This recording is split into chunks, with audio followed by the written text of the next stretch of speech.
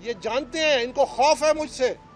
یہ جانتے ہیں کہ میں اپنے لیے کوئی عہدہ نہیں مانگ رہا۔ اگر یہ بات مان جائیں اور یہ سمجھ جائیں کہ آگے کا راستہ کیا ہے، جس میں آئین اور قانون کے مطابق پارٹی کو دوبارہ منظم کیا جائے، تو یہ پارٹی ان ٹولوں سے آزاد ہوگی، یہ پارٹی دوبارہ اپنے ورکروں کے ہاتھ میں جائے گی، یہ دوبارہ پارٹی اپنے ورکروں کی جو منتخب قیادت ہے ان کے ہاتھ میں جائے گی، اور جس طرح کہ یہ ان کے اقتدار کی جو خواہشات ہیں اس پہ پانی پھر جائے گا۔ یہ یاد رکھیے کہ اس وقت جو نام نہاد قیادت ہے پاکستان تحریک انصاف کی، ان میں ایسے بھی لوگ ہیں جو صبح اٹھتے ہیں ناشتے پہ تو ایک جماعت میں ہوتے ہیں، دوپہر کے کھانے میں دوسری جماعت میں ہوتے ہیں،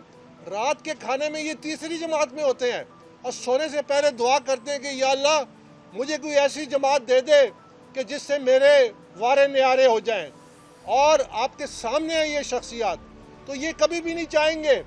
کہ یہ جماعت اپنے بنیادی اصولوں پہ دوبارہ جائے۔ ساتھ ہی ساتھ میں یہ کہنا چاہتا ہوں کہ ہم نے جو ابھی میں نے درخواست دی ہے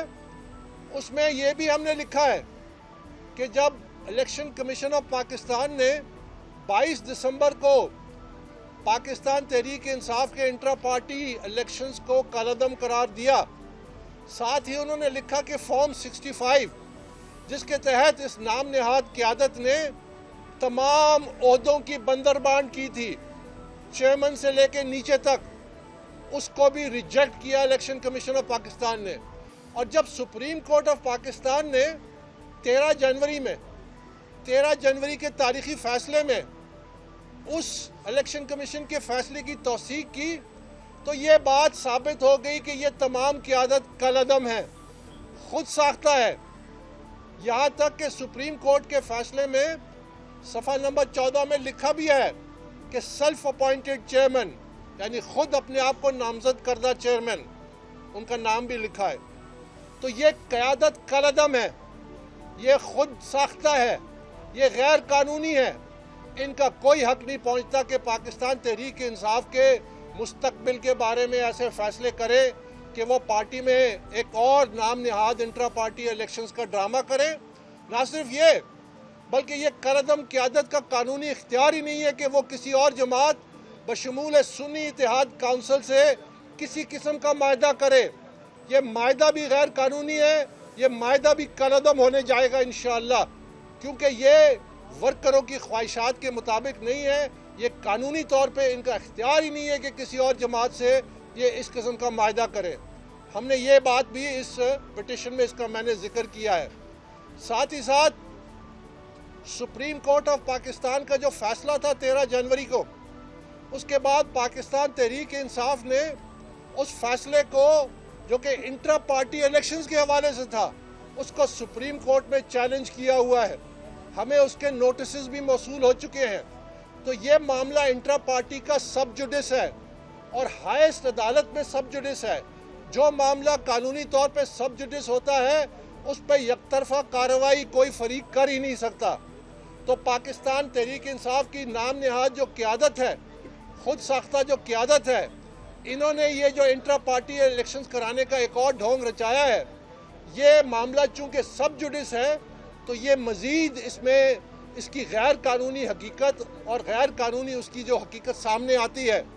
ہم نے اس کا بھی ذکر کیا ہے اپنی پٹیشن میں۔ ساتھ ہی ساتھ جیسا کہ میں نے کہا کہ یہ قیادت جو ہے یہ چاہتی ہے کہ اسی ٹولے کے قبضے میں رہے۔ اب پاکستان تحریک انصاف کا یہ چوتھا انٹرا پارٹی الیکشنز کرانے کا دعویٰ ہے۔ یہ کیا وجہ ہے کہ وہی قیادت بار بار دوبارہ نمودار ہو جاتی ہے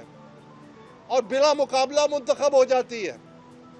اور سوائے بلوچستان کے تمام جو قیادت ہے وہ بلا مقابلہ، اور وہی قیادت جو پچھلی دفعہ بھی جس کو سامنے لایا گیا تھا، اس سے پچھلی دفعہ بھی سامنے لایا گیا تھا۔ یہ الیکشن کے نام پہ ایک اور ڈھونگ ہے۔ آپ اس سے اندازہ لگائیے کہ ایک جماعت جو انٹرا پارٹی الیکشنز میں دعویٰ کرتی ہے اور سپریم کورٹ میں انہوں نے لکھ کے دیا کہ ہمارے تقریباً 8.5 لاکھ ممبران ہیں، 8.5 لاکھ ممبران میں سے کل 940 ممبران نے ووٹ دیا، یعنی 0.11% پارٹی کے ممبران نے الیکشن میں حصہ دیا۔ تو یہ تو میں سمجھتا ہوں کہ حسنی مبارک اور ایدی امین جیسے جو ڈیسپوٹس تھے اس قسم کا ناٹک شاید وہ بھی کبھی نہ رچاتے.